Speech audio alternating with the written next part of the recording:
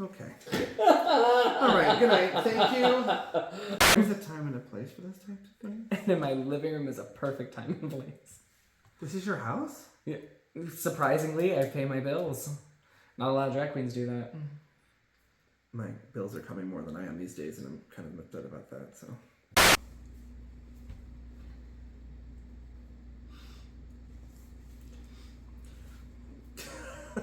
Oh my god. It's hard up there, yeah. That's where I keep Growl. what's left of my personality.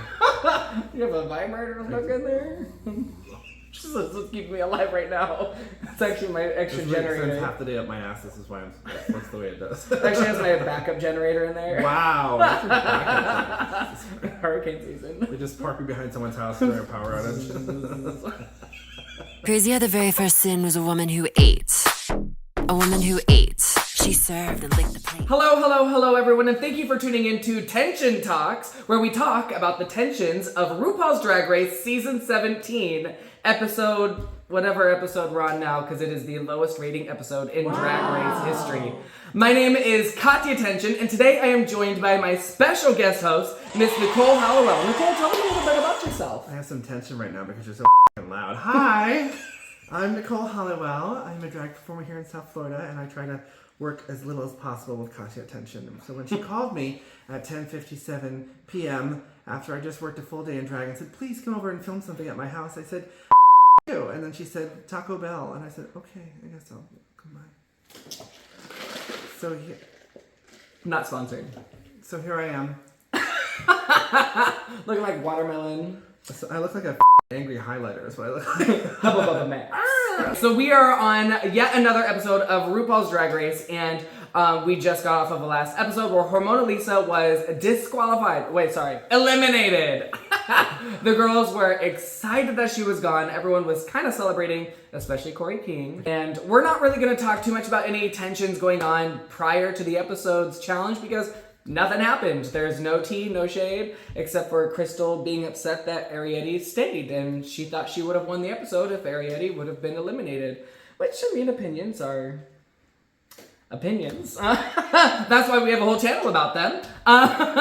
But then we go ahead and fast forward to the next day in the workroom, where we find out that this episode is the Snatch Game, the most anticipated challenge on every season of RuPaul's Drag Race. And if you're not ready for Snatch Game, don't audition. Don't waste your time, don't waste everyone else's time, because what you're gonna do is make your season the lowest rating episode. Why did they even bother filming it? Like, there was just no point. What's crazy is IMDb, whatever it's called, they have it at a rating of 3.7, and that is them rounding up. That's generous. It was very generous. So It was probably the most painful episode I've ever had to watch of Drag Race. And she didn't even watch it all the way through. She skipped through half of it. I did. I fast forwarded it. For the record, I stopped watching RuPaul's Drag Race in season 12 because it's exhausting. But I did watch it for you so I could give you some critiques. And we forgot the whole reason why I'm here. Is I am a character impersonator, and that is my job half time of the year is playing characters like Winifred Sanderson and Blanche Devereaux and Elvira, Mistress of the Dark. I do this as a professional, so people pay me to do this crap. So there's a really specific thing you have to follow when you're playing a character. So I'm going to be very vicious today. Yeah. Let's just say that Nicole Halliwell is so good at impersonations. When she was at D23 as Winifred Sanderson, aka Bette Midler, even Bette Midler's friends thought that she was Bette Midler until she started talking. Like, whoa, you're a man. So. Yeah, well, that's a man. Side story, the first time I went there, Jeff Goldblum ran into me walking out of the VIP services tent. Like, it's like a curtained off area at the back where they were moving him to go somewhere to do an interview. And he stopped to say hello to me, and then he was like, oh. And he goes, that's very good. And I've never forgotten that in my entire life. By the way, he's Jack Skellington in real life. Like, he's like 7 foot tall, and his legs are like beanpole thin. It's wow. So let's just go ahead and crack into today's Snatch Game. So first, let's just talk about each character. We're not going to talk about how bad they all did, because there's very clear tops and a whole lot of bottoms. Like in Fort Lauderdale. A lot of bottoms. Bottomdale. Yeah, Fort Bottomdale for a reason. Fart Lauderdale. Fort Lickerdale. So first of all, let's just talk about Jules's Miss Big Feet. What was your take on Miss Big Feet? It was a wild selection, but it worked. I was nervous about it at first because sometimes when you add stuff like Cupid.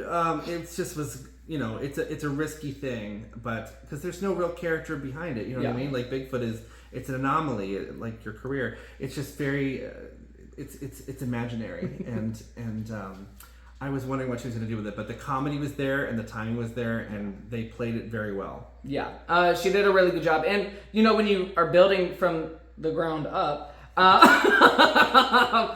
You really have to have a solid character and a solid idea, very solid. And she actually did a really good job with it. And I was very happy. I thought she was going to be one of the tops. They're very solid. Yeah, and very dusty. Speaking of dust, one of the other girls, Miss Crystal Envy, did Nicole Richie. What did you think of Nicole Richie? I thought, for someone who's watched The Simple Life and all the other shows that she had done, Nicole Richie's funny. Like, she's very funny, she's very witty, but she's dry as fuck. And to watch her not have any of that at all, and then the character makeup, her face seemed like a mask. It didn't seem like it was her. I saw what she was trying to do, but she's trying to do character makeup, and it just didn't look like character makeup at all. It just looked like, I don't even know how to describe it. It's like a theater mask. Like, so she just, I don't know. It just wasn't right. Her face looked more like bloated and greasy. Like it didn't. Yeah, it looked like she held her farts in. I don't know. It was really interesting. I mean, she did make the joke of, I just got off of a big bender, and I mean, it looked like it. The wig, for sure. Yeah. It looked like you washed your car with it and then put it on and did the same game. But that's okay. Speaking of benders, next up we had Miss Anya Nerve, who was Eddie Murphy. Fantastic. Winner. I mean, we grew up watching Eddie Murphy. That was character impersonation. That in its finest. You could tell that he studied the character well enough where even though he took it places that Eddie Murphy probably wouldn't have gone in that situation, he still did it in a way where the character mannerisms, the faces, the expressions, and the sound of his voice all played back to Eddie Murphy. So like even if they never announced who that was, and that's the whole point of character impersonation, is that even if you don't say the name, you should be able to recognize that character right off the bat. Yeah. And that was, except for the mustache falling out. Yeah. I mean, even though it was the best one of the night, like, if this were a pageant, I would have docked for the mustache falling off. Because, I mean, it didn't fall off halfway through. It started from the beginning. Like, that mustache said, I'm done! No more, please! You have to stress test that. Have you ever been backstage when I'm doing Hocus Pocus and you see me making all those crazy faces? Yes. It's to make sure the teeth are locked in and everything else is done so that no matter what I do on stage, it's going to stay there. If I would have felt for a second that thing was coming unglued, I would have sprayed adhesive it to my face 10 more times so it was permanently stuck. But could you imagine, boo? Honestly, that would have been a whole meme, a whole gif. I would have died, but I was still, as long as the audience laughs, that's all I care about. Yeah. After that, we had Susie 2 as Ellen Green from Little Shop of Horrors. I'm mixed bag about this because I've seen a lot of people on TikTok say, "Oh, I didn't like it. Oh, it was off." I realize now that a lot of the younger generation watches Drag Race more so than people in my age group because I'm. Anyways, she's old. I'm old, and if you know the character she's playing, she nailed it. It was very funny. She did beat the one scissors joke to death, but it's because that character really kind of played upon the accent, the tone, and the speech impediments, and she nailed it. If you watched, and she was right, if you would have watched something, but you shouldn't have to rely on the source material to make it funny. She still could have gone somewhere. And knowing Susie Toot and knowing what she's capable of and seeing how shady she's been throughout the entire season, and then watching her flub something that could have been comedy gold. Mm-hmm. And I know she's funny. We've all seen she's funny. Yeah. That's why I'm like, what happened here? But it's okay. It's okay. She stumbled, but she's doing so well in the competition. I think I almost felt like, I think I said this to you before, I almost felt like RuPaul, if she wasn't doing so well and it was her redemption episode, they would have gone RuPaul crazy. would have cackled her head off and fallen on the floor with the zizzes. But your pussy's talking. But she didn't find it funny, and I was surprised by that because it's always the shticky. And RuPaul's an easy laugh. Like, yes, yeah. You could burp on set and be like, I just felt like something was off, that they didn't find it funny. And of course, everyone around her is so young that they're not going to get that. You know, there's a nuance to the characters that she does. Yeah, she does. Furthermore, if you look at all the characters that have won or been in the top of RuPaul's Drag Race, it's always people like Jinx and the theater type queens, and you know, Bob the Drag Queen and so forth. They always have these really old school cultural references like Carol Channing and Yeah. Lily Beale, and those characters are always winners overall. And I think Susie's head is where she's such old school talent. She's got a lot of the tap and the big Broadway type Very stuff. theatrical. Yeah, she's very theatrical. So when you give her a challenge like this, she's going to take it very literally. Yeah. Which she did, and if that was on the road and she went on stage and some like in P-Town, she had her own show. Oh, in P-Town, they'd eat that. That would up. have eaten that up in a second, but she was surrounded by people who didn't understand because they're not in the same age range as her or mentality of that kind of Broadway theater kid. So it was hard. It really was. I was sad to see it to not do See it flop. She could have taken it so much farther. Yeah, She I really wish could. it was a little bit more satirical. I will say this: we're on RuPaul's Drag Race season 17. Whatever character you choose to do, even if it's 100% accurate, you need to have more than one shtick. You need to have a backup. You need to know the character so well that, like, if it derails... I felt like this was when you give a theme to Drag Queens and they have a week to prepare for something and they just start Googling characters that kind of look like them, or you know what I mean? And they just kind of pull something out of the bag and here it is. Like, I feel like if you had gotten the call and you prepared and did the audition video for RuPaul's Drag Race and you knew you had the chance of getting on the show, I would be studying characters till my eyeballs fell out of my head. Oh, absolutely. You know, obviously I have fail-safes because there's characters I've been doing forever, but like, if I knew it wasn't going to work for the show and I had to become something else, I'm going to watch that character, watch the movies, absorb the actress, figure out the mannerisms, because this is the moment. Yeah. Everyone waits for Snatch Game, and it's not like it's 1 or 2 seasons, in 17 seasons, and we're still going, and the 17 seasons in America. Yeah, But that doesn't even include the other franchises. Yeah, and knowing that you have to follow up after people like Jinx who have done knockout after knockout after knockout, and all it is just knowing the character. That's all. It's not much more than that. I think they think too much into it. Next up, we also have Lana as Rosa Parks. We should have a little tombstone. Just right here on the table. In the arms of an angel.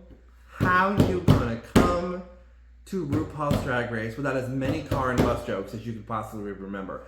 How do you do this and waiting for only one joke when you know it's like if I was to do Elvira on Snatch Game and RuPaul was to ask me how's your head and I didn't have an answer, I would die. Right. I would die. That's So- the end of her career. Right. Find a bus joke. Yeah. Come up with something. And don't rely on the fact that you want to say, is the bus still running because that's your drag. No, this is RuPaul's show. But then- RuPaul's paying you to be there.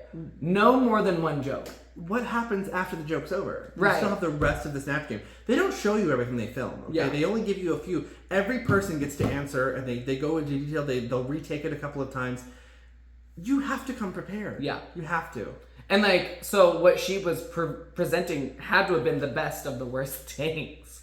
And that was a swing and a miss. Mm-hmm.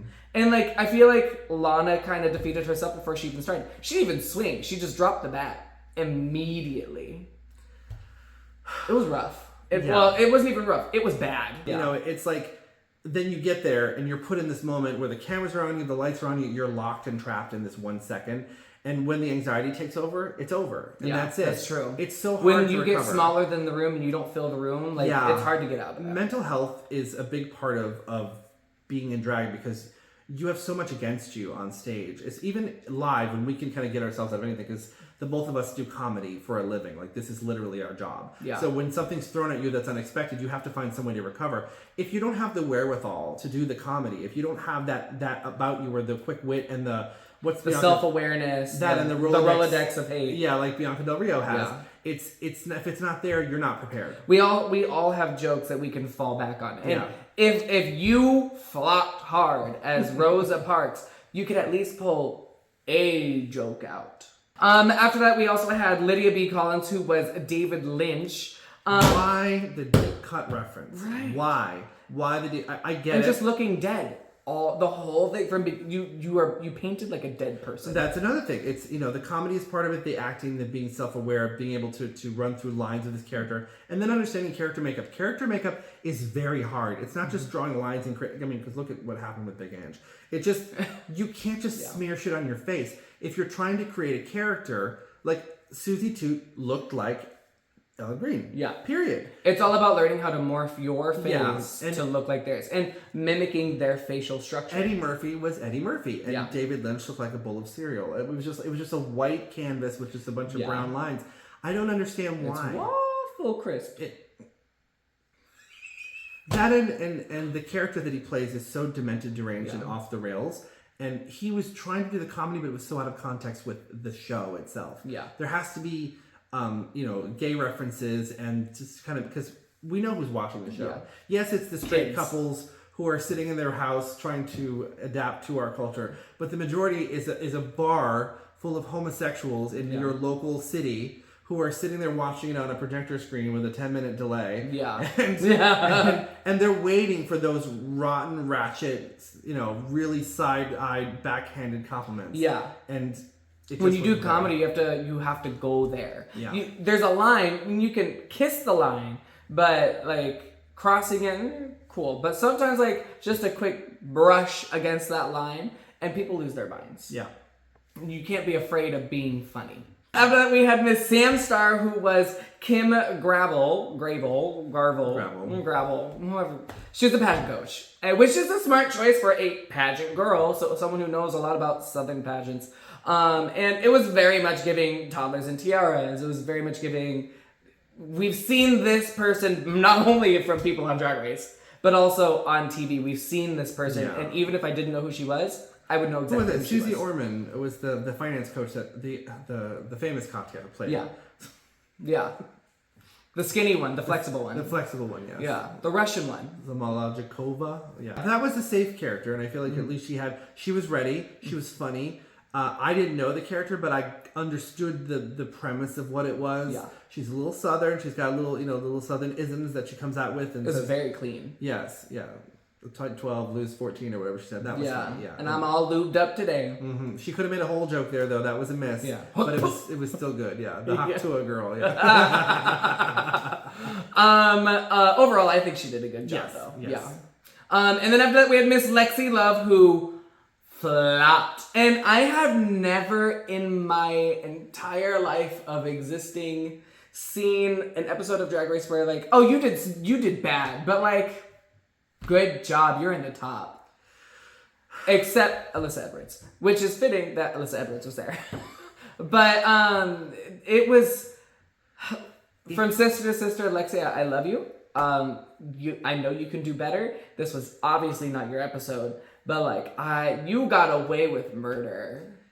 It was rough. If you are going to play a notorious, famous, well-known, generationally iconic comedian like Gilbert Gottfried, who represents so much to so many different people because of all the genres that he's worked in, whether it's Disney films or stand-up comedy or just regular movies, how are you going to come here not prepared with the jokes? She got the face close enough where I understood who the character was before she spoke. The voice was pretty good, but she flubbed and just fell, and that was the end. And I'm like going, this was your moment to do anything. I would have had an arsenal of jokes.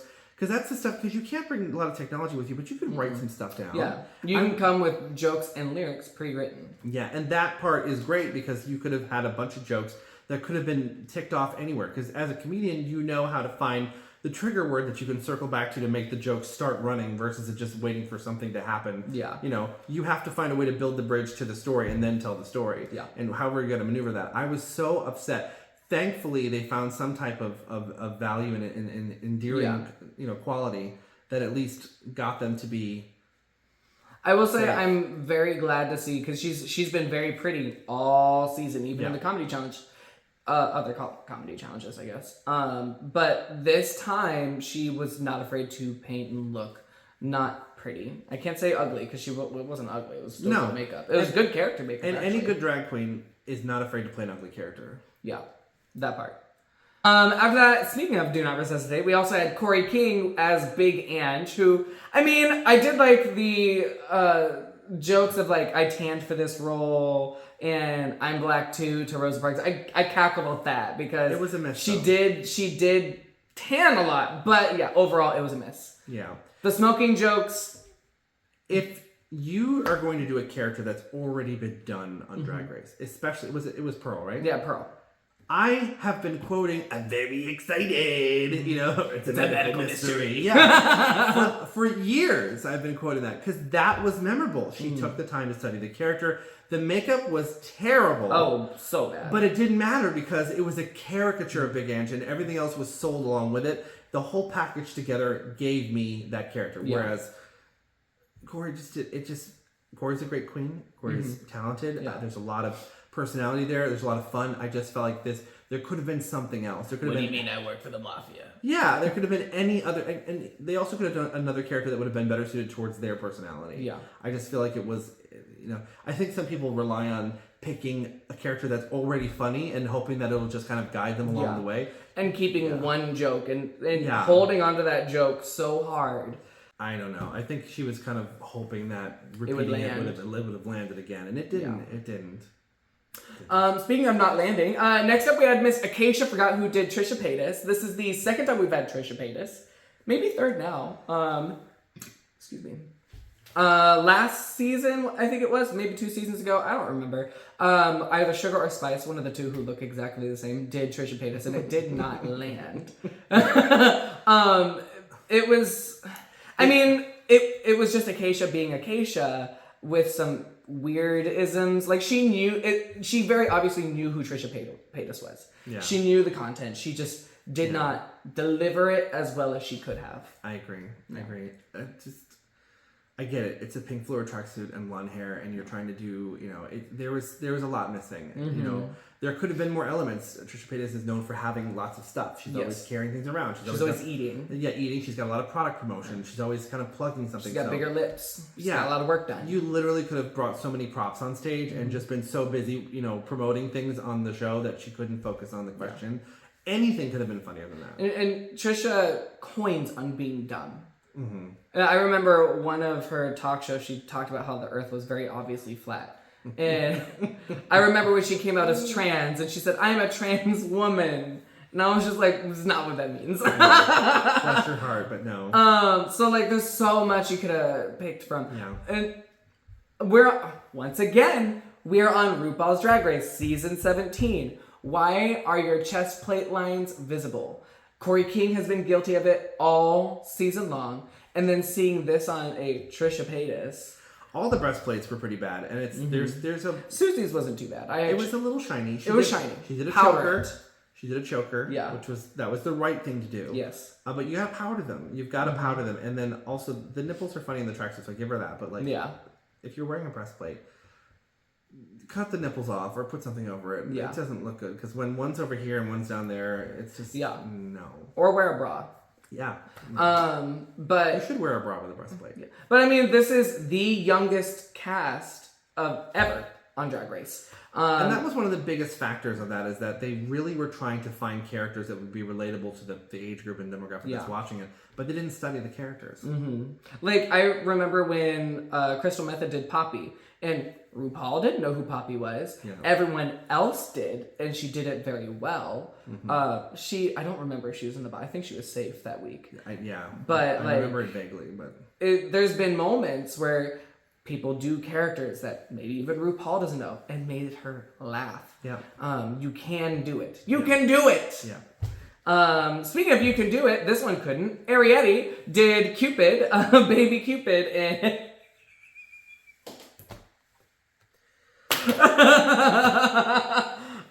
we had another bad one. She was in the bottom as Miss Arietti did Baby Cupid, and I didn't like the voice. No. I didn't like the fact that the whole pun was that she was a baby. Like, we get it. You're a babe. And then there was no mention of, like, creating love or relationships. Nothing. You had all that. And even RuPaul was like, hey, you do shoot arrows. I'm just a baby. I made a poop. What would have been really funny is if it was, like, she was dressed as a baby but had, like, a 5 o'clock shadow, cigarette hanging out. With the Big Ange voice. I'm very excited. Yeah, I get the girls very excited, right? And you remember that, right? It could have been like that would have been so funny. To me, it was. I feel like the Baby Cupid and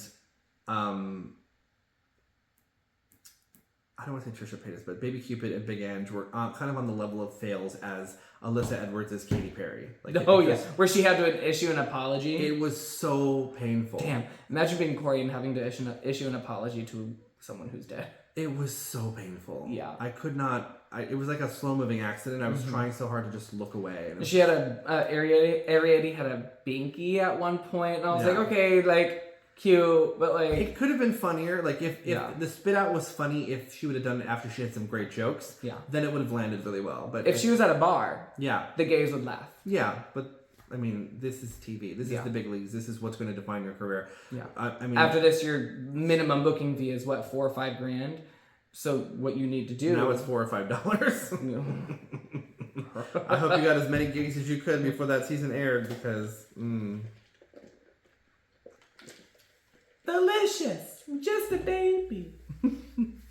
So that does conclude all of the Snatch Game characters. Now we are on the runway portion of the evening, and for those of you who are new to the channel, if you didn't know, how we rate it is you either have a yes, where you really like it, yes, or you have an absolutely not, which is a chop, which, I mean, we like saying that to the girls. And then if it's somewhere in the middle, it's a meh. You can give a soft yes and a soft no if, like, it's not a chop, but it's like, just didn't work out. So for the runway, we will go ahead and start with Miss Rupaul, who comes out in a beautiful gold fringe piece with a short blonde, white and blonde mixed hair. I like this. This is really good. I like how the fringe doesn't go all the way down, so she doesn't look like a pole. But overall, a good shape. I feel like this is a little bit more pedestrian for RuPaul. Like, it doesn't have as much oomph. Like, I get it. There's the gold cuffs and the gold accents and the gold earrings. It looks nice. I'm just not completely satisfied just because I know all the incredible looks that she's done. I was like, this was made for her. But you know those costumes that you have on the back of your rack where you're just like, okay, I guess I'll wear this tonight because it's not. Yeah, that's what I feel like. You know the costumes that you've had hidden in your garage for the last like 10 years. And then she buys a second one. Katya's been to my house. I actually have some of her duplicates. It's terrible. It's because you can't find it. I'm like, oh, I guess I'll just buy another one. Okay. Yeah. Or like you forget you bought it. I've done that. Yeah. I bought 2 of the same week. Once I said, guess I'm wearing a double stack. But for me, this is a yes. A soft yes, nonetheless. But it's a yes. It's a soft yes for me as well. I don't. That's, So the theme for the runway this week is Nailed It. And our first contestant is Miss Acacia Forgot, who comes out in what looks like I'm going to give it like a militaristic, Boy Scoutish set of nails that has all these tools. It's a Swiss Army knife. A Swiss Army knife, yeah. She's very young. Well, I forgot what it was called for a second. But I like the fabric. It's like a liquid silk, one of my favorite fabrics. And there's actually been a lot of girls wearing liquid silk this season. It feels very sportswear. Yeah. And I like that. I like the fastener Love the hat shapes. and the hair. And it looks very well thought out. And the structure altogether is very flattering on her, which I like. Yeah. This is actually her best runway so far this season. Very new age, but also like pays homage to a lot of the shapes that old school drag queens would use. Yeah, it's got a little bit of old Hollywood influence with the big kind of the shoulder pieces, and I like that. It's good. The crooked fascinator, I love it. I'm never offended by a shoulder pad. I love a good shoulder pad. And good pants are hard to find in drag. And especially pants on the runway. Yes. Yeah. For me, this is a yes. Yes, it's also same. Right. Same yes. Next up to the stage, we had the lovely Ellen Green, Susie too, in what looked like an Iron Maiden, well, not what looked like, what was an Iron Maiden look with nails, literally, spikes and nails coming out, and then long nails as well. This is Susie Toot, again, doing the literal take on what she believes is the right thing. And she did. This look is amazing. Yeah, it's amazing. Very well made. It's very well made. It's structured. This is like top tier level cosplay looks. Yeah. And it's something that even up close on camera, the detail is there. Yes. It doesn't look like it was cheaply made. It looks like it was hand sculpted. It looks like somebody really took the time for it. And just the overall composition of the look, to me, was wonderful. That and the presentation. Yeah. And she had a cover up and a face on the back of the headpiece. Yeah. The back reminded me of The Mummy because at one of the scenes they have the face statuesque thing. Yeah, it looked really good. I also really love that she was the only one who took it that route, who did like the nails instead of just fingernails. Yeah, which I love. There's that the creativity is there, and she used her brain for this one. Yeah. And knowing how little time they have 2 to weeks. get prepared for this, that's amazing. Yeah. Yeah. Somebody had to be able to sketch that fast and come up with it. And you have to have a team of people to really get you ready. It's not just one person. So I think we both can agree that this is a yes. yeah, so she's my number 2 for this challenge. Yes. Yeah. Next up to the stage, we have Miss Lexi Love, one of my sisters from Play. And she did a Cher homage with long nails that have chain hanging. And I think the nails... Pictures of Cher. Pictures of Cher. And I also found out today I'm friends with the nail artist on Facebook. Nice to see you, baby. Didn't know you made them. Congratulations. Side note on this. Yeah. I was really worried about her because I saw her in the promos and it was just her covered in glitter. Yeah. And I was like, I don't like that. She's been relying on her body a lot this season. And that's fine. As long as she's dressed it well. Yeah. It looks good. This is a flattering look. Yeah. And she chose somebody to emulate that also had a similar figure. Cher is not known for being curvy at all. Okay, she's like a B. Arthur type where it's just flat as a board. There's nothing. So she wore the right stuff. She's beautiful. Yeah. And she's funny and she's very talented and she's also very emotional. But she applies it to her drag, which I love. Yeah. Love. And I loved how long that hair was. Like Yes. when you see a lot of people trying to do Cher, you just get a typical long bone straight black wig.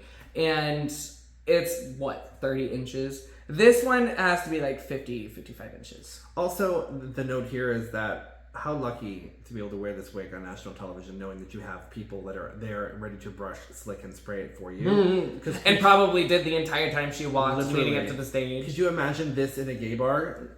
Oh my god, the wind blows and it's caught. Oh my Mind you, God. considering the entire netting is all like rhinestone, It would have been chain snagged link. on everything. Yeah, would have been Which, destroyed by the in way, seconds. the camera angles hide a lot of stuff on the show because there are some flubs that you can see, but for the most part, that's great. I can imagine some queen, dragging this wig out of an old duffel bag or an IKEA. I don't have to imagine. I've seen it. It's rough. Shit out backstage. Ooh, not good. Yeah. Not good. So this is a yes for me. Yes for me as well. And honestly, I haven't had this many yeses on a runway until this week. After that, we did have Miss Sam Star wearing a Hats by Carlos original and wearing this plastic surgery looking, plastic surgery reference. I'm torn because I'm tired of seeing this. We have seen this thousands of times on the show. And in our own bars and clubs here. Yeah, and mind you, the other reason I'm torn is because that is Trinity Taylor's look, and I actually have a picture with her at my first ever drag con of her wearing it when she was on Drag Race. So, and I'm gonna go digging for that picture, and it's gonna go side right by here. side. Yeah. Shady picture. But I mean, it looks great on both of them. But I get it. tell me you're a Nepo baby without telling me you're a Nepo baby. A lot of the things that Sam has had on this season, she's borrowed from Chantel, from Trinity, and unfortunately, if another girl was in her place, they wouldn't have those opportunities to borrow these elevated costumes from people who've been on TV and have the money. And it's interesting because I know that they do give a little bit of cash up front for you to get some costumes. And also, I know that there has been times where they have alternate costumes at the ready. Yes. To tailor and use for the people that are on the show. So I wonder if she had an alternate for this one because it does look like she just kind of taped the needles to her fingers. I'm not mad at it. I don't think it's bad. I just think it's more of like it's tired. It's a drag show Yeah. at a bar type of look. Yeah. And I wouldn't have chosen this No. for... This is very season 9 of RuPaul's Drag Race. We're on 17. Nobody did Jesus. Oh my god. Actually, I would not be surprised if someone wanted to and production told them not to. Very likely so. Yeah. Nobody did Jesus. And it didn't have to be as, gruesome as like crucifixion, but nobody did because It's just glitter and dipping now. considering how far some of the queens have taken the looks on the show. Yeah, nobody Manila, and actually even this season, there's been a few risque ones where I'm like, dang, if this were season 11, that would not fly. But now we're on MTV where they show people twerking. So for me, this is a meh, just because I'm very torn on it, and it's, Also a meh. Yeah. Also a meh. Very well done, just meh. This next one. It's a good costume. Yeah, it's a just good costume. not for RuPaul's Drag Race. Yeah, anymore. Next up to the stage, we did have Miss Lana Jarre, who is wearing a stunning Jeffrey Kelly design. It is like I don't know what the corset's supposed to represent per se, unless it's just supposed to represent her, but it's very much a hand is holding on to Lana Jarre. Love the construction of this look. her makeup is always stunning. Yes. I love her makeup. I would go for probably a different wig, but I'm still not mad at it. It's still pretty. This is I think it's beautiful. Yeah. It's a yes for me too. I did just notice one thing on Lana's look where I'm fed up. Every single challenge, runway, picture, video, every single thing she has done, she has worn stripper heels. Specifically clear stripper heels. I don't know if you have 1,000 of the same ones or if you're just polishing them before every runway, but I am so tired of cliffhangers and seeing the same heels. Trixie Mattel wore those a lot, and so did not Anitra. What's the other one? She does the heel plaques. Oh, but Mirage. Mirage. Oh, I love Mirage. Yeah. Love Mirage. Yeah. And I'm just tired of it. So please, I really hope for the rest of the season you switched your heels once. Because also it was funny this episode, RuPaul clocked Corey for wearing the same netted heel that has the lace in the front. She's worn them in different colors for every runway, but hasn't said anything. But I get it though. You have a shoe brand that you love that's comfortable for you and you wear it. I've bought the same heel in the same size 5 times because I will dance in them or shimmy in them, and when you're performing on concrete, they wear down pretty fast. Yeah, and for me, like I'm on stage for 2.5 hours doing stand-up alone. So she's sitting for half of it. I do not sit down during my show. How dare you? She said B23. How dare you? No, I'm standing up for 2 hours, so it's like I have to have a shoe that I know I'm not going to die in. Yeah. So. One that doesn't have a crazy arch. Yeah. And at least it gives her more height because it looks like it's a taller shoe just because the heel is bigger, but it's actually balancing out because it's, next up to the stage, we had Miss Corey King, who came out. Boots! Throw it in the trash. Sorry. Yeah. She showed up as a mime, I'm assuming, with French tips. I get it. It's France. It's a French manicure. I just feel like this is season 17, and all the queens around here are coming out with looks that cost a minimum of $5,000. A minimum. And this is what you came out with. And listen, again, phenomenal queen, very funny, very talented. I just wish that there was something else than this. Yeah. Now, mind you, I know this isn't going to change your opinion. When she was filming this, she'd been doing drag for 1.5 years, just under 2 years. Season 17. Yep. There are too many people around you that have been through this already, know what to expect. They're going to prep you on this stuff. You could have called any queen that you're close with that's been on the show and been like, hey, what do I need to do? Yeah. And I know that for me, I have not been on the show, and people that are watching is probably going to go, bitch, you're not on TV. You don't know it. This, to me, pushed her in the back. 100%. It pushed her in the back. And what's crazy is like she came into the season and everyone's like, oh my god, she's going to be a threat. And so far she's been pretty mid. She's coasting and just sort of skating by just because some people did worse. Yeah. And that is one tidbit for those of you who are... Angela. Yeah. And I mean, and for those of you who are going to be leaving for season 18 in 2 months, go into the show. It's healthy to go into the show knowing that someone will probably always do worse than you. So if you have a bad day, take it with a grain of salt, move forward with it. But right now, she's having a lot of bad days. And it's not being noticed because people are having worse days. I hope that she's able to... I hope that people, when they look back at her on the season, they look back at all the other great stuff she's done versus that. So, yeah. So, for me, it's also an absolutely not. Yeah, no, throw it in the trash. Sorry. Love you, but no. Next up to the stage, we had Miss Crystal Envy, who showed up as a werewolf with the exaggerated brow bone prosthetic, which, mind you, she did glue down her eyebrows before putting on the prosthetic, even though it was going to cover the whole area. It's better so it doesn't pull your hair out. Yeah. And so, but it... I was not... This, to me... Yeah. Was... This was giving to me low-budget Cats. No, it's giving Kennedy Davenport's... No, yeah. Fire... Trey came over and didn't have a good time, and... set me on fire. No, I'm sure the thought behind this was great. Yeah. I like... It's a little messy to me. Like, I'm looking at it just in the context of how she wore it on the show. There's too much, and the camera only captures certain things. We know that certain patterns don't work on TV. You can't do certain things. She should have had a brow. Like, the brow bone was cute, but... Draw some furry brows on. Make it crazy. Something else. There was too much. I mean, just caveman going on. eyebrows on that would have been funny. Yes, it would have been funny. Like, I get where she was going. I didn't like what was around her waist. Yeah. I didn't feel like she could have gone somewhere else with this. I didn't like how loose a lot of the fabric was on her too, because like, what kind of it's giving me a dog that has mange, kind of. Oh like it has hair missing, and I do appreciate the nails on the toes. Yeah, that was smart. That was the detail on the shoes should have been on the rest of the outfit. Yeah, because that was cool. Like, she should have done more. Maybe it should have been like, instead of it being, it looks like it's a bodysuit that got painted, is what it looks like, and then they added appliques and stuff on top of it. I feel like it could have been more. I like the stones on it. It does sparkle pretty The well. stones, yes. The boobs, no. That also didn't sell it for me either, because they're not. This is also the second time she's had an airbrushed bodysuit, and it just didn't look right. The first one made her look pale, and then this one makes her look just not right. I'm gonna give her points for effort. The idea was there, but it's a no. Yeah, it's a no for me too. Sorry. Yeah. I did like the hair though. The hair was cute. Yeah, the hair was cute. It was. After that, next up to the stage, we had another corset, Miss Jewel Sparkles. Something that I don't own. Same. To break it down, I think overall it's a really cute look. What I personally don't like is that your nipples are showing. Wear some pasties. Yeah. You're on TV. It should have been pasties that matched the outfit, too. Yeah. But or at least a neck piece that connected.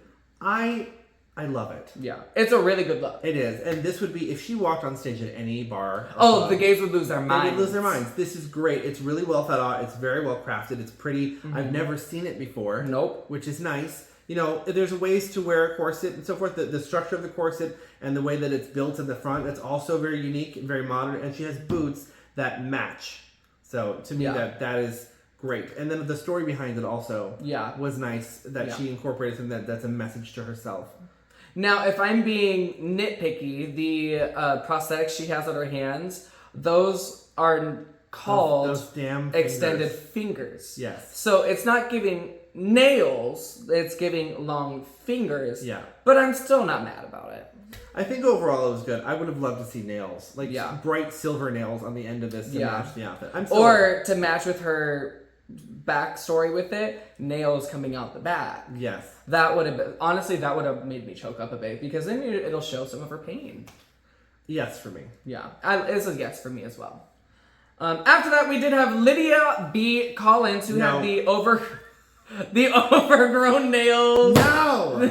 It's a no. You're trying too hard to be meta.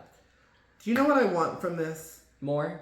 She should have had nothing on her hands, and then turned around, and her back should have been split open with all the hands. Oh yeah, like trying to come crawling out of her back, Yeah. not on her head. I don't like this, and the story that went It along swallows with her face. Yeah, and it was also another one of those Kennedy Davenport stories where it was like, you know, this is what I brought with me, and here it is. So. Like, why would hands be? Oh, the hands of all the people I put acrylics on were why? But people why get on your acrylics all the head? time. Like, what really was the design here? Is there pieces missing? The outfit itself for like a walk around look or maybe like a nightclub number is pretty, but I would have never worn this on RuPaul's Drag Race. Nope. It needed something else. I get the idea with the long nails, but that is not attractive to me. And I never found that to be anything other than like what you would find in like a Guinness Book of World Records. Or like, I think a smart thing that you could have done is with the nails going out, because after a while they start to curve. How the detail work of it could have been like if they were like lollipop-ish. Or they should have been in letters to spell her name. Oh my god, that would have been so Cursive, fun. like, you know. Oh, Lydia. Yeah. Lydia. I don't think honestly, that's how it's spelled, but it's okay. Is it Lydia? Oh, well, yeah, it's a Y. Did I say Lid? Yeah. Lydia. Okay, you're pretty and smart. It's okay. How many fingers is that, honey? 12. For me, this is an absolutely not. It's a no. It is not as bad as Corey Carey's, but it's and for as talented of a seamstress she is, I have booted a lot of her looks and runways this season. It just seems very drag show at a bar and not thought out, not elevated. Race. Yeah. I do feel like if I went to Seattle and I threw a rock into a sea of drag queens, there'd be 2 or 3 queens like that. So. Hold on, I gotta take a deep breath for the next one. Go ahead. Okay. This next entertainer. Winner. Winner. Chicken dinner. Winner. Publix chicken tenders. They don't know what Publix is. Yes, some other states. Well, have yeah, Publix. Oh, do they? Yeah, it's thought not we just were a doing Florida that. thing. No. If you don't know what Publix is, come to South Florida or find a location near you because the chicken tenders are the best you will ever. Pub subs are it. Oh, and the subs. Oh my god. And on Wednesdays, sushi is half off. Delicious. Okay. So next up to the stage, we have Miss Arietti, who looks stunning. And I agree with one of the judges who said, I can't tell which hands are actually yours, and it's disturbing. This look is what we should be having Yes. from all Every the contestants episode. on RuPaul's Drag Race. Yes. This is Drag Race. We are no longer in the mall clothes Nope. seasons 1 through 5 where you could buy something off the rack. This is now the big leagues. Even if you're first time drag, even if it's your first time on television, you don't have that luxury anymore. You don't. Like, I would not wear this on RuPaul's Drag Race. No. This to me is a I mean, bar maybe show. Snatch Game. I mean, if it went with my character. Yeah. But not like, Yeah. or like an acting challenge. okay, yeah, that would work. But not, this is not a runway. This is not a runway look. This to me is like every inch of it too. Yeah. It wasn't just like one piece. It's the whole package. And she was silver like a nail. And so smart. You know those bitches were sweating it out when Oh, she pulled that out yeah. of the suitcase. That was the end. We're like, oh, I'm going home. That's it. Yeah. Like And I would be like, all right, good night. I'll just pack now. It's yeah. done. Consistently every week, even when she's in the bottom, Arietti has the best runways. And in my opinion, Arietti is the runway girl of this season. And the makeup. And the makeup. The Really makeup good is- makeup. She's like, very blended. She's like Morphine level. She's very that where it's. I would say she's better than Morphine because Morphine doesn't paint with those colors and those shapes. I think she has. I don't think she did it on Drag Race, but I think True, yeah. She has done Mystique. That's right. Morphine's very talented. This is the level of drag, like you said, we should be seeing. We're zoomed all in on this. season. I took a picture of the screen and zoomed in. There's so much detail to the stoning, the placements of the stones, the way that they're scattered, the way that the outfit fits her. The hair coming out. All of it. Yeah. This, I would have been up for days working on this kind of thing, and then you want to like lock that shit down and put it in a box Yeah. and just have it ready. Yeah. This is, to me, that is what I expect from RuPaul's Drag Race in 2025. Yes. So casting producers, if you're watching, make sure the next girls that you casted can produce this consistently. And I don't mean like one or two. I would say more than half should be producing this level because, Yeah.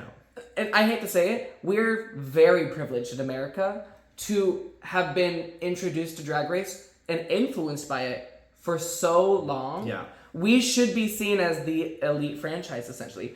Well, we are. I mean, it's. Well, this season we have a lot of people have made the comment this season that it feels like a franchise. It doesn't feel like the original sometimes. I get that. And I think also she's upholding the original. they've cycled through so many entertainers now, Yes. and the new drag queens can't come up fast enough. And I like to watch somebody grow through the season, like Susie has Yeah. grown through the season. Yeah. Her makeup's gotten progressively better throughout the episodes, and Yes. she's also been learning from the people around her in the workroom. Whereas you have people that are kind of stale in their position and they don't want to grow or advance because to them it's not important. Yes. They're trying to focus on other things. I Yeah. think there's always room for growth and improvement, and I Yes. like what she's done here, and I think that if I was on Drag Race and I saw this, Oh, yeah. I would be stepping it up in every way. I would be pulling Absolutely. curtains off my hotel room and and like, adding things, adding things, and yeah. like you can bring stones with you, you can bring feathers and all Yeah. this stuff. I would literally, if I was done with the runway, I would be taking things off of those Other runways costumes, and yeah. adding them to new costumes because, like, I would want to be keeping up at every moment. I probably wouldn't be sleeping much at Drag Race. Well, they don't film on weekends. I'd probably sleep through the whole weekend. I mean, Unless there's a huge I'd challenge. be too busy studying my characters. Yeah, but it's just I'm very thankful that we have Arietti this season because she's reminding the girls what it means to not only have a signature style, but also knowing how to consistently bring a successful look. So yes, it's an absolute yes for both of us. Next up to the stage, we have Miss Anya Nerve, who is doing a whole 90s hair show reference with nails Nailed in it. the hair. Nailed it. She's This my is number great. 3 for this one. I love this Yeah. because it's not so much about all the detail. Like, she doesn't have an incredible, huge costume and so forth, but it's the references and the 90s push on that with Yeah. the nails and everything else. She had that to me. It sold it with the big Yeah. hair and it reminds me of Baps. Remember that movie Baps? Yes. Yeah, it gives me that. It gives me a little bit of Like, this is gonna Her padding is really good. Yeah, her padding is good. Do you remember the characters they used to play on All That with Kenan Thompson? And Yeah. It gave me a little bit of that. But it's so good. It's so amazing. I love this. My only critique is that I think in the hair, at one point I felt like maybe there's too many nails in it because you do lose some of the detail. I don't think so because I have been to hair shows. Yeah. And I've seen this and more. Like referencing the hair shows, fully forgiven. Yes. But if this were just a nailed it runway and she was like, I'm wearing a bunch of nails, I'd have been like, But the reference is spot on. When she walked out, I knew it was 90s. Yeah. Before she even said it, I was like, this is amazing. Imagine her being such a young queen and she comes out going, I'm just wearing a bunch of nails and didn't know she was referencing the 90s. I'd have been so mad that she got it right. That's happening a lot now. Anya, this is a yes. Yeah. So, with that being said, we did find out that Anya Nerve won this episode with our Eddie Murphy and her 90s hair runway. And I would have to say I agree with this. I would have come back on the runway with the Eddie Murphy face and the No, as they're calling my name. Literally, stick the mustache on. Honestly. No. For the record, we've been in drag all day. I look rotted. If I see even one zoom on this motherfucking face, I will come here and burn this place to the ground. Please do. They have insurance on this place right now. That is the end of this. Oh. Then I can go online and be like, Nicole Halliwell hate crimed me. I thought about it before. I just never acted on it. And then we back to the episode. So the bottom queens ended up being Lana Jarrett and Crystal Envy. Yeah. Did you agree with this?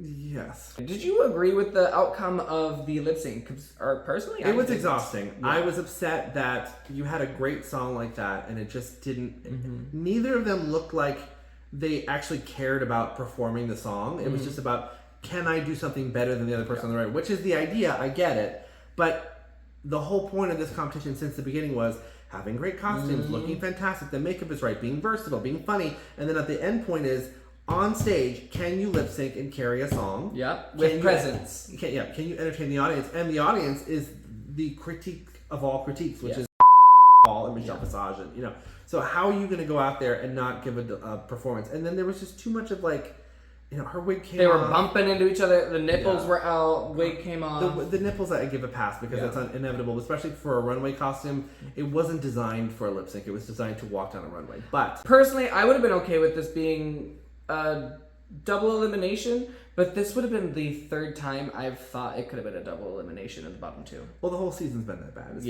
I haven't been watching, like I said in the beginning, I have really kind of ignored RuPaul's Drag Race after, the first 10 or 12 seasons. I was like, all right, it's getting very repetitive. We're seeing the same personalities, the same stuff every single season. Yeah. But I have caught a lot of clips on TikTok, and from what I'm seeing, if you watch the clips of that RuPaul's Drag Race is posting, those are interesting and they're funny, but when you start looking at the fan accounts that are posting the stuff that you're really seeing on the show, I'm like, this is redundant at this point. There needs to be some other element. Add something new to switch it up. Because I like the seasons when they were doing the weird challenges or they were eliminating each other and that. Oh yeah, that makes the more good sense. twist. Yeah. Now it feels like, and I can be corrected, and because I truly don't know the ins and outs. It feels like casting knows there's a problem, but they don't know what that problem is, so they can't fix that problem because they are very fixated on having a very type of cast. You know what I think it is? Remember in the first couple of seasons, they had older queens. Yeah. Queens who were starving for the next level, not starving just to get on TV. Right. Like Chad Michaels. Mm-hmm. There are so Morgan many, McMichaels. There are so many polished performers that could easily get on to Drag Race and show the younger generation how it's done. Because it's not always about the death drops in the splits. Because there are shows that I have seen where the girls that have been in the business for 30, 40 years will walk out on stage in a gown and do Sade and tear the place to pieces. Yes. Because they have that stage presence. It doesn't mean they don't dance, It just means that there are people that should get an opportunity to be on the show. They're keeping the younger demographic so that the people that are watching can identify with what they're seeing on screen. Yeah. But there also should be the aspiration to say, hey, look, that person has been doing this for this long. They're still so iconic and so strong and so powerful. I love that. I want to be that when I get older. Yeah. Because there's queens here in South Florida that we have been watching forever that I would aspire to be. One of them is Electra, who's retiring. Yeah. And she's been in the business for 40 years. These is the kind of entertainers that started in female impersonation when it was still very much taboo and it wasn't allowed to be out in the general public at just about anywhere. And where they had to make their own stuff because they didn't have these costume shops. They didn't have Fashion Nova. Even though she's retiring, Electra is an icon in its own way. She makes costumes that you would think came from a Broadway show. They are that detailed. She is the character impersonator. She's like the OG. She's very good, lookalike. And on top of that, she's performed around the whole country and the world. In the world and opened for Boy George. I mean, it's performed as a celebrity in front of the celebrity, like in front of Elton John. It's wild to me. But these types of entertainers have been around forever, and they're still in these clubs. They're still working to this day. They just don't exist on television because the age gap, they're afraid of putting this older queen on. I would love to see that. Yeah. I mean, well, when you think back to older seasons where there were queens who had been doing this for a minute, you think of the cast, and they were heavily anticipated. People were excited to see them because not just because people knew them, people loved them. Yeah. So when you think back to season 5, you had Alyssa Edwards, Coco Montrese, Detox. You had Roxy Andrews. Those four alone, not Ginger Minch was 7. Note there, though, those people were also younger, except for Coco. Yeah. Were younger on the season, but they were raised by the older Yes. queens. They were raised by they the still pageant have queens. this... The old school drag. Yeah. And, like, most of them had competed in the same pageants against each other. And, like... Big pageants. Big, not like EOY Yes. and US of A, America. Yeah. And so when you have these entertainers who have developed a name and have become solidified staples and a brand and staples in the community, like, but then also you move to season 6 where they had queens like Gia Gunn, who was very new, very fresh, but also had a very strong it factor. She was a character. Yeah. She was a character. And she was also kind of the villain on that season. So, but even then was still doing more than some of the newer queens on TV today do. There's a relatability back to the show business factor of Drag Race. If you look at all the queens that have either won or gotten close to winning, they all have old school vaudeville, OG, when it comes to like classic films and TV, they're all referencing back to that kind of stuff. I was talking about that earlier when we were originally discussing it, like Bob the Drag Queens going with Carol Channing or referencing a number of other pop culture names and so forth. Jinx does the same thing all the time. Bianca Del Rio, she is old school Bianca Del Rio is, I think, when you ask people who their favorite Rue girl is, 9 times out of 10 it's going to be Bianca Del Rio. And she didn't do splits. She didn't do tricks. She didn't even change her silhouette. Look at Sharon Needles. Sharon Needles, again, was another, she was referencing. Canceled.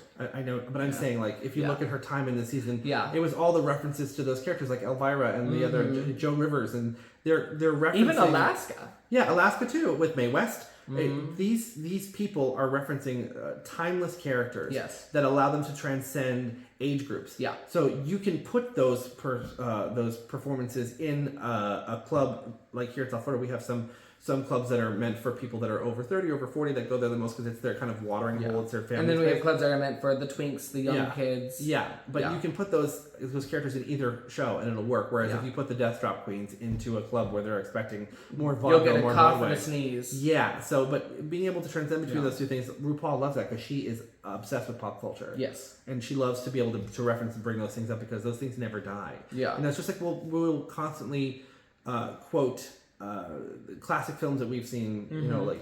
How many times has RuPaul said, "How's your head?" Yeah. Which is still an Elvira reference. Yeah. Or Mommy Dearest. Yeah. Like, the drag queens that still do Mommy Dearest to this day, that's a film from the 1980s that they're still using to today. Yeah. It's just timeless pieces of those characters, which is why I was so surprised that Susie didn't get a better reception for her character on Snatch Game. And I personally, I think the biggest struggle that casting is having is they're trying so hard to look for the new it thing that they're looking for the new young thing rather than the experienced queen. And I'm not looking for a boomer queen. I'm not looking for an older queen for the sake of being an older queen. I really hope that for season 18 casting got it together. At the way that this looks, there shouldn't be a season 18. They have to reinvent it somehow, and they need to do it soon. And I'm not saying they need to go back to their roots, because that doesn't always work. But there needs to be a happy balance of just... I think there's a misunderstanding that good drag isn't going to be good TV.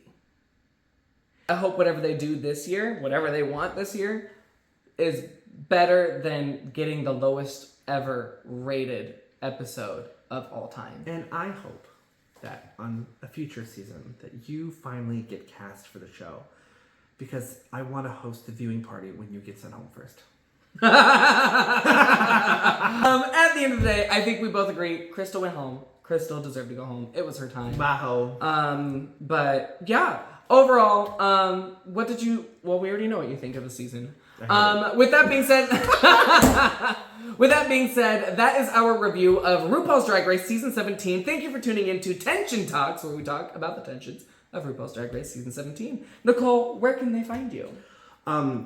In my bed, because as soon as I get out of this fucking shit, I'm gonna go. No, you can find me on my website, NicoleHalliwell.com, and you can see me on my national tour, Hilariously Inappropriate Drag Queen Bingo, a comedy show with balls in 27 cities across the country, and maybe more soon. And just come out and support a bitch. It's every local queen deserves to travel and to go do big things other places where there's more money. Thankfully, because I've been able to do these bigger shows, it's led us to movie premieres and being on television. D23. And yeah, there's a lot of great things that I've got to stand on the red carpet dressed as Bette Midler, next to Bette Midler. Yeah. I mean, that's the thing is... Which was such a good picture, because you couldn't even tell the difference between you two. That was wild to me, too, because I had only 1 second to decide whether I was going to fangirl and smile and just lose it, or if I was going to go to the character face, and I went to the character face. And thank God I did, because I was on the fucking front cover of everything the next day. Yeah, everywhere. it was so good. Thank God I did that. It was a once-in-a-lifetime You have to chance. send me some of those pictures so I can put them. I will. Yeah. I will send them to you. I will. I will, trust me. I want you to see the magic now. It's a love of the craft.